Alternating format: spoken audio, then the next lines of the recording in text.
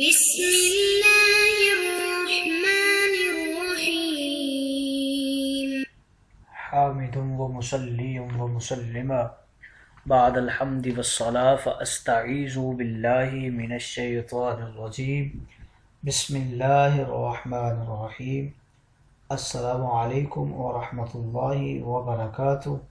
عزیز طلبہ کرام، امید کرتا ہوں احباب خیر سے ہوں گے۔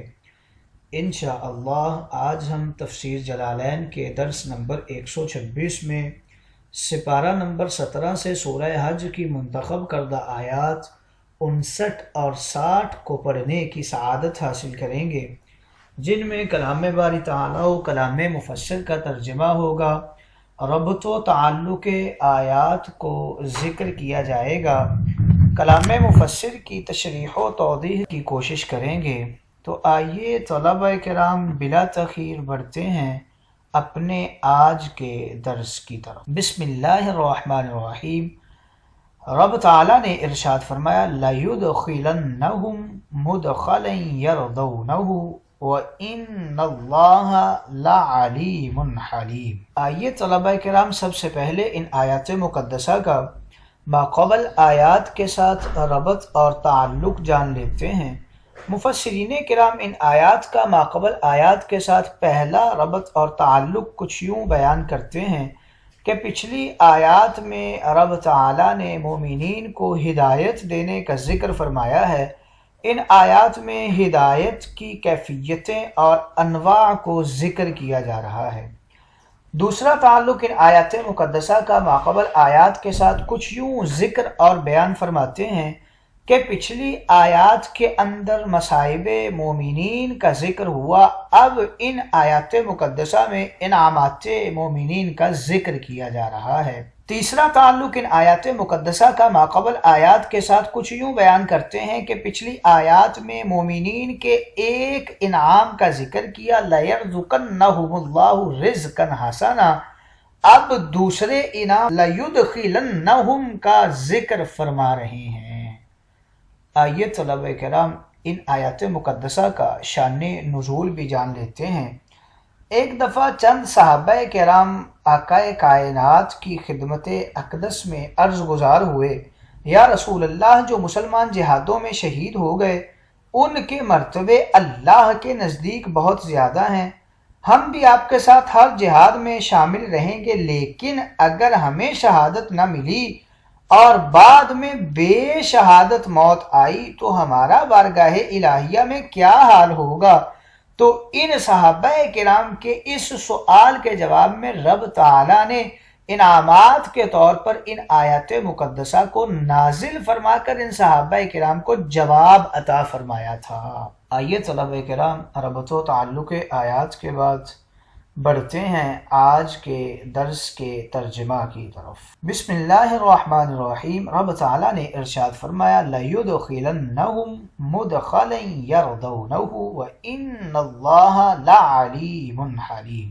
البتہ ضرور بالضرور اللہ تعالیٰ انہیں ایسی جگہ پہنچائے گا وہ اس کو پسند کریں گے، اور وہ جگہ کون سی ہے؟ هو الجنہ، وہ جنت ہے۔ بتا رہے ہیں کہ مدخلن یہ میم کے ضمہ کے ساتھ بھی ہے اور میم کے فتح کے ساتھ بھی ہے۔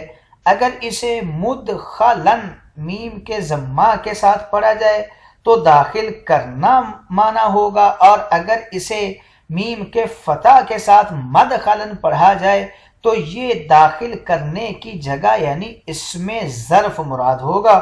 وَإِنَّ اللَّهَ لَعَلِيمٌ حَلِيمٌ، اور بے شک اللہ تعالیٰ ان کی نیتوں سے واقف ہے، ان کو سزا دینے کے معاملہ میں حلیم ہے۔ الامر ذالک، بات ایسی ہی ہے محبوب جیسی ہم نے آپ کو سنا دی ہے۔ وَمَنْ عَاقَبَ جَازَ مِنَ الْمُؤْمِنِينَ، اور جس مومن نے ظالمین سے مشرکین سے بدلہ لیا اسی کے برابر جس طرح ان کے اوپر ظلم کیا گیا تھا، یعنی ان کے ساتھ جس طرح قتال کیا تھا ماہ حرام کے اندر کافرین نے، ثم بغیا، پھر انہیں نکال دیا تھا، زیادتی کی تھی ان کے ساتھ اور انہیں ان کے گھر سے نکال دیا تھا۔ لَيَنْصُرَنَّهُ اللَّهُ، البتہ ضرور بالضرور رب تعالیٰ اس مومن کی مدد فرمائے گا۔ وَإِنَّ اللَّهَ لَعَفُوٌّ، اور اللہ تعالیٰ مومنین کو معاف کرنے والا ہے، غفور لہم عن قتالہم فی الشہر الحرام، اور اللہ رب العزت شہر حرام میں ان کے قتال کرنے سے درگزر کرنے والا ہے۔ آئیے طلبہ کرام، ترجمہ کے بعد بڑھتے ہیں آج کے درس کی تشریح و توضیح کی طرف۔ یہاں سے ذکر فرما رہے ہیں، مومنین کی شان ثانی کو ذکر کر دیا۔ ان راہ حق اور سبیل الہی کے مہاجرین اور مسافرین کو ایسے عظیم الشان، بہترین، خوبصورت، مضبوط مکانات میں رب تعالیٰ داخل فرمائے گا کہ دنیا کے مظلومین، دشمن کے مقتولین، وطنوں کے تارکین اپنے رب کریم کی عطا سے راضی ہو جائیں گے۔ آج ان گھروں کی بناوٹ، سجاوٹ نہ کسی آنکھ نے دنیا میں دیکھی، نہ کسی کان نے سنی، نہ کسی عقل نے سوچی، نہ کسی قلب بشر میں اس کا تصور ہی آیا ہے، اور بے شک اللہ رب العزت جاننے والا ہے، علیم ہے، اپنے بندوں کا حلیم ہے، اپنے دشمنوں پر علیم ہے، نیکوں پر حلیم ہے، بروں پر علیم ہے اور آخرت پر حلیم ہے، دنیا پر علیم ہے اور ہر مومن کے حال پر حلیم ہے، ہر کافر کی حرکت پر علیم ہے، قابلیت اور لیاقت پر رب تعالی حلیم ہے، دنیا والوں کی قباحت اور خباثت پر بے شک اللہ علیم ہے، کیونکہ ہر مخلوق کو حکمت سے نعمت دیتا ہے، اور علیم ہے کیونکہ جلدی سے عقوبت نہیں دیتا۔ علیم کے حوالے سے 3 معنی کر رہے ہیں، بہت اور ہمیشہ سے جاننے والا، دوسرا معنی کرتے ہیں ہمیشہ سے ہمیشہ تک بہت خبر رکھنے والا، اور تیسرا معنی کرتے ہیں بہت حفاظت کرنے والا۔ حلیم کے بھی 3 معانی ذکر کرتے ہیں، بہت درگزر کرنے والا، بہت ڈھیل دینے والا اور بہت مہلت دینے والا۔ علیم ہے ظاہر کا، خبیر ہے باطن کا، حفیظ ہے سب کا۔ علیم فاسقین سے درگزر کرنے والا، کافرین کو دنیا میں ڈھیل دینے والا، مومنین اور متقین کو مہلت دینے والا۔ اور ایک روایت میں ہے کہ ایک بار صحابہ کرام نے عرض کیا، یا رسول اللہ، مقتولین شہداء کے حالات، مقالات، درجات و عطیات کا تو ہم کو بتا دیا گیا، لیکن مجاہدین، مہاجرین جو راہ جہاد میں جہاد سے پہلے ہی فوت ہو جائیں، قتل شہادت نہ پا سکیں، ان کا کیا مقام ہے؟ آقا کائنات نے فرمایا، ایسے مہاجرین، سفر جہاد کے مسافرین، مقتولین ہوں یا پھر اجر و عطیات اخروی میں شریک ہوں، یعنی وہ سارے کے سارے برابر ہیں۔ پھر آپ نے یہی آیات تلاوت فرمائی تھیں۔ اور دوسری روایت میں ہے کہ حضرت فضالہ بن عبید اللہ انصاری صحابی کے پاس سے 2 جنازے گزرے، تو آپ نے پہلے میت کا جنازہ ادا کیا، اس کو دفن کر دیا اور اس کی قبر کے پاس کچھ دیر کھڑے پڑھتے رہے، پھر شہید کی نماز پڑھی اور تدفین کی گئی۔ کسی نے عرض کیا، آپ شہید کو پیچھے رکھا، میت کو مقدم کر دیا، اس کی کیا وجہ ہے؟ حالانکہ لوگوں کا ہجوم شہید کی زیارت کے لیے زیادہ تھا۔ تو آپ نے جواباً ارشاد فرمایا، یہی بتانے کے لیے کہ اے لوگو، یہ میت بھی کوئی عام میت نہیں، یہ مسافر جہاد کی میت ہے، اس کا مقام اور اجر و ثواب بارگاہ الہی میں شہید کے ہی برابر ہے، کیونکہ دونوں راہ جہاد اور تیاری قتال فی سبیل اللہ میں مکمل اور برابر تھے۔ کسی کو قتل شہادت نصیب ہوا تو کوئی پہلے ہی اپنی فطری اور طبعی موت سے دار فانی سے رخصت ہو گیا۔ تو جس طرح اس قتل شہادت پانے والے کا انعام اور کرام ہے، بھی عینی ہی اسی طرح اس بندے کے اوپر بھی رب تعالیٰ کا وہی کرم اور وہی رحم ہوگا۔ خالق و مالک کا ایک عظیم کرم ہے کہ وہ اپنے بندوں پر انعام فرمانے میں علیم ہے، مہلت اور سہولت دینے میں بڑا حلیم ہے۔ وہی فیصلہ اٹل اور اخروی ہے جو آپ کو بتا دیا گیا ہے کہ ہر انسان، کافر، مومن، نیک و بد سے وہی معاملہ ہونے والا ہے کہ نیکوں کا یہ اجر، بروں کی یہ سزا، قبر سے حشر تک کوئی شان کوئی حال چھپا کر نہیں رکھا گیا۔ لہٰذا اے بندو اپنی اپنی فکر کر لو، اس لیے کہ اپنی کرنی اور اپنی بھرنی ہے۔ ذالک یہ ایک پورا جملہ اسمیہ ہے ما قبل کے ثبوت کے لیے اور ما بعد کی تنبیہ کے لیے۔ ذالک ومن عاقب بمثل ما عوقب بہ، یعنی جس نے اپنے پر یا اپنوں پر ظلم کرنے والوں کو اسی ظلم کے برابر سزا دی یا دلوائی جتنی تکلیف وہ مظلوم دیا گیا، اور ظلم کا پورا پورا بدلہ دیا۔ اس طرح کے قتال کا بدلہ قتال سے، قتل کا قتل سے، قصاص کا قصاص سے، زخم کا زخم سے، اذیت کا اذیت سے، ذلت کا ذلت سے، ہاتھ کے ذریعے یا ہتھیار کے ذریعے یا زبان عدالت یا جہاد کے ذریعے کوئی زیادتی نہ کی، ظلم سے زیادہ سزا نہ دی، لیکن پھر دشمن کی جانب سے اس انصاف پسند بندے نیک پر بغاوت اور زیادتی کی گئی۔